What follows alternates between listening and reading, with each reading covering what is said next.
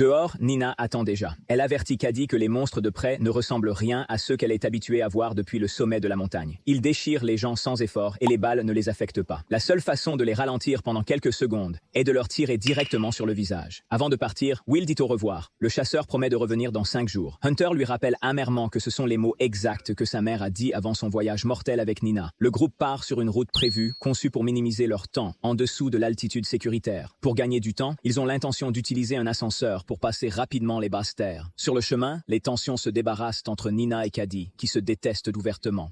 Frustrée par l'attitude de Nina, elle repose un éclair d'alcool quand ils retrouvent un convoi militaire détruit par des monstres. Ils décident de descendre et de décharger les croiseurs Toyota abandonnés et les restes des soldats pour obtenir des fournitures. Alors qu'ils descendent le sentier, Nina explique que sa boussole peut détecter des monstres à moins de 1 demi-mille. Leur champ magnétique est plus fort que celui de tout organisme vivant sur la planète. Elle remet la boussole à Caddy, lui chargeant de garder la surveillance pendant que Will cherche de l'équipement et Nina creuse un morceau d'échelle de monstres blindés pour de nouvelles recherches. Pendant le déchargement, il trouvera un lance-grenade sous canon, mais admet qu'il n'a aucune idée de l'utiliser. Caddy le prend avec confiance en le fixant à un fusil. Je viens du Texas, eh bien.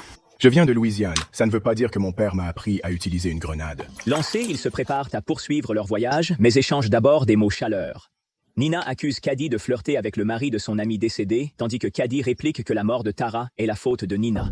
L'argument s'intensifie dans les 2 coups d'échange avant que le groupe ne passe à contre-cœur. Je ne le fais pas. Comme toi, Nina, je n'ai jamais eu. Je ne le fais pas. En cours de route, ils contrepoignent un grand troupeau de chevaux sauvages, signe que la nature prospère en l'absence d'humains dans les basses terres. Finalement, ils atteignent une vieille station de ski, avec un ascenseur qui les emmènera à la montagne suivante. Nina remarque un monstre sur la boussole. C'est proche, c'est une lumière d'avertissement brillant dans la forêt derrière eux. Caddy veut courir vers un terrain plus élevé, mais Nina soutient qu'il n'y a pas de temps. Se côtera de Nina et sprint vers la salle de commande de l'ascenseur pour l'allumer. Alors que le monstre se rapproche, Caddy tire le lance-grenade dessus. L'explosion ralentit la créature pendant un moment mais ne lui nuit pas. Tandis que Caddy et Nina prennent des positions défensives et tirent sur le monstre en avancement, parviendra à restaurer le pouvoir et à démarrer la gauche. Lui et Nina sautent sur une chaise et commencent à monter. Caddy, maintenant plus haut, crime le poteau de support et saute vers l'ascenseur en mouvement. Elle saisit à peine le bord de la chaise et lui saisira les bras pour la tirer.